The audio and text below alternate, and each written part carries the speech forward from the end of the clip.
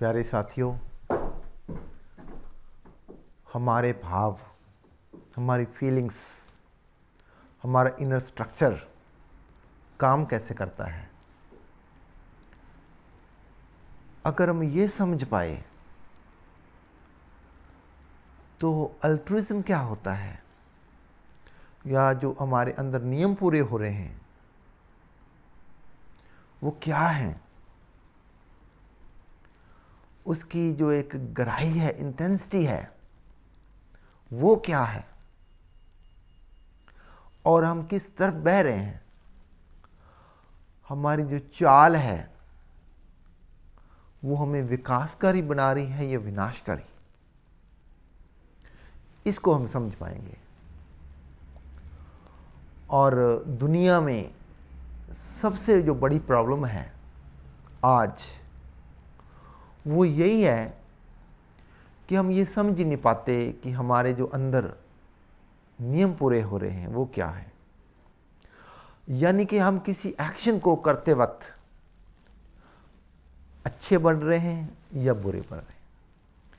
Even अच्छे कार्य में भी, जो हम अच्छा कार्य कर रहे हैं उसमें भी हम एक्चुअल में अच्छे बन भी रहे हैं या नहीं, इसको समझना होगा।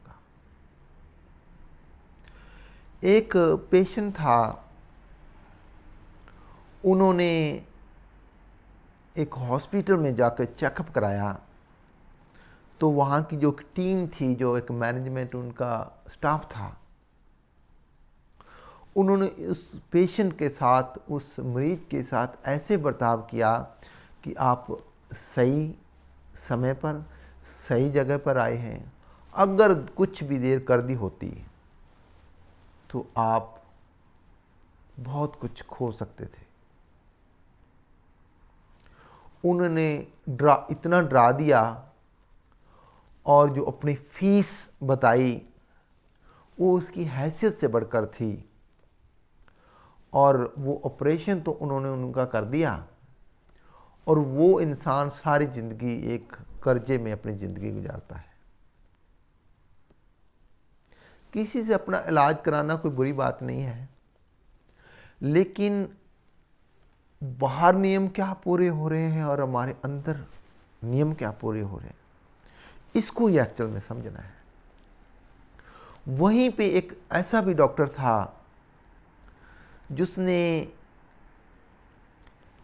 मरीज को, या जो दूसरे पेशेंट्स थे उनसे एक जितना कम हो सकता था फीस ली, और जितना बेस्ट परफॉर्म कर सकता था उसने किया। यानी कि कम से कम फीस में अच्छे से अच्छी उनको जो फैसिलिटीज़ दे सकता था उसने वो दी। वहीं पे एक तीसरा डॉक्टर भी था, आज से 1 सेंचुरी पहले इंग्लैंड की धरती पर वो पैदा हुए डॉक्टर की कहानी है। उसके अंदर कंपैशन इतनी थी कि उसने सोचा कि क्यों ना हम बाहर, जो लोग बिल्कुल अफोर्ड नहीं कर सकते, जिनके पास बिल्कुल पैसा ही नहीं है, हालात ही नहीं है खाना खाने के, पानी भी पीते हैं तो वो गंदा पीते हैं, तो क्यों ना उस कंट्री में जाके लोगों की हेल्प की जाए। क्योंकि इंग्लैंड तो उस समय फिर भी कुछ न कुछ समृद्ध था, अच्छे हालात थे। तो वो अफ्रीकन या अफ्रीका के एक ऐसे कंट्री में जाकर उन बच्चों का इलाज करता था जिनके पास ना तो खाने के पैसे थे, ना पहनने की हालात थी, ना पानी पीने की सुविधा थी, और उसके पास जो कुछ भी था, अपनी जो पूंजी थी, उसने सारी की सारी उन बच्चों के इलाज में, उनकी फैसिलिटी में ही उसने समर्पित कर दिया। और कहीं न कहीं अपना सौभाग्य समझा कि थैंक्स नेचर, मेरे पास जो कुछ भी था और जीते जी मैंने उन बच्चों के ऊपर समर्पित कर दिया जो एक्चुअल में वंचित थे, जिनको एक्चुअल में ज़रूरत थी, और अपना बहुत बड़ा सौभाग्य समझा। वहीं पे एक ऐसे डॉक्टर भी इतिहास में हुए हैं, वो भी इंग्लैंड की धरती पे, इस यूरोप और इंग्लैंड की धरती ने जितने भी अल्ट्रुइस्टिक लोग पैदा किए हैं ना, उस लेवल पर और उस गहराई से बाकी की धरती पर उस लेवल पे नहीं मिलते। तो वो डॉक्टर जिसकी हम बात कर रहे हैं, वो जो कोढ़ी लोग होते थे, जो लेपर्स लोग होते थे, उनकी सेवा करता था। और उनकी सेवा करते करते एक ऐसा टाइम भी आया, आज तो हालात अलग हैं, उस समय आज से 1 सेंचुरी पहले हालात ऐसे ना थे। उनकी सेवा करते करते, उनके बीच रहते रहते वो सिम्टम भी उस डॉक्टर के अंदर आने शुरू हो गए। और उस संस्था की या उस हॉस्पिटल की जो मैनेजमेंट थी, उन्होंने डॉक्टर को चेतावनी भी दी और इशारा भी किया कि अगर अभी भी आप इनके बीच में रहेंगे तो आपके अंदर भी ये जो बीमारी है वो आने की पूर्ण रूप से संभावना है। अगर आप रिटायरमेंट लेना चाहते हैं, ये प्रोफेशन छोड़ना चाहते हैं या उनसे दूर रहना चाहते हैं, तो आपके पास ऑप्शन है। तो उस डॉक्टर ने क्या कहा, उसका रिस्पॉन्स क्या था, इसको आज समझना है हमने। कि हम जो एक्चुअल में हमारे अंदर नियम पूरे हो रहे हैं ना, उसको देखना है। हम काम तो अच्छे करते हैं, क्या एक्चुअल में वो एक्शन गुड एक्शन है भी या नहीं, इसको समझना है। तो उस डॉक्टर ने कहा, ये तो मेरा महासौभाग्य है कि मैं ऐसे लोगों की सेवा में दिन रात समर्पित होकर अगर वैसे ही बन पाऊं तो मुझे कोई गम नहीं है। और उससे उल्टा खुशी भी है कि जो इनमें और मेरे बीच में दूरी थी वो भी मिट गई है। मुझे ये ऐसा फील हो रहा है कि जब मैं पहले कहता था कि you lepers have to do this and that, कि तुम कोढ़ियों को ऐसे करना चाहिए, ये इलाज करना चाहिए, ऐसे एक्सरसाइज करनी है, ये दवाइयाँ लेनी चाहिए। अब मुझे इनकी सेवा करते करते ये कहकर जितनी खुशी होगी कि हम कोढ़ियों को, वी लेपर्स को ऐसे करना चाहिए, ऐसे करना चाहिए, ऐसे नहीं करना चाहिए, ये एक्सरसाइज करनी चाहिए। इसकी जो खुशी है ना, मैं शब्दों में, इन वर्ड्स एक्सप्लेन नहीं कर पाऊंगा।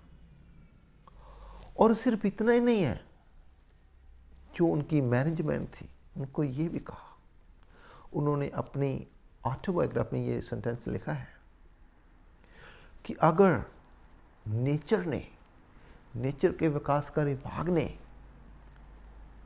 मुझे कभी दोबारा फिर लाइफ आफ्टर डेथ के बाद कुछ जन्म मिला या किसी भी फॉर्म में मैं जिया, तो मैं फिर प्रे करूंगा नेचर को कि मेरे को फिर ऐसे ही लेपर्स के बीच में रहने का सौभाग्य मिले और मैं फिर अपनी एनर्जी को और टाइम को, व्हाट एवर आई हैव, मैं इन्हीं के ऊपर स्पेंड करना चाहता हूँ।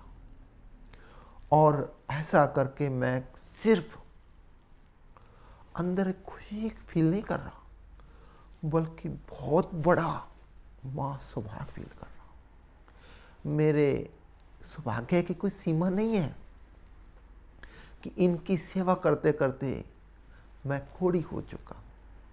मरना तो है, आज नहीं तो 5 या 10 या 20 साल और जी पाऊंगा, लेकिन ऐसे लोगों की सेवा कर करके अगर मैं अपनी जान, अपने लास्ट पल इन्हीं के बीच बिता पाया, तो ये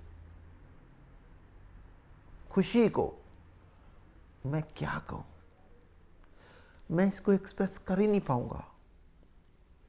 वो अपने महान सौभाग्य को, अपने लक को इस वे से अपनी बुक में उसने एक्सप्लेन किया है कि जैसे यही दुनिया हो, इससे बाहर कोई दुनिया ही नहीं है।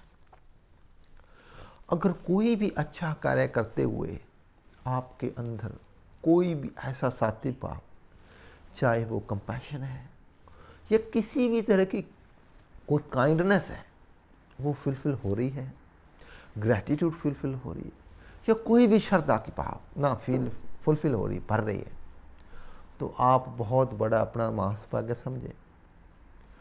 नॉर्मल इंसानों की सेवा करना आसान है, लेकिन कोड़ियों की सेवा करना या इमेच्योर लोगों के बीच में रहकर उनको आगे बढ़ाना, ये मुश्किल है।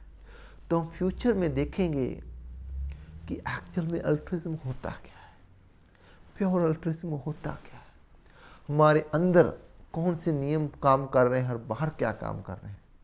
काश ये समझ सके। Thank you very much.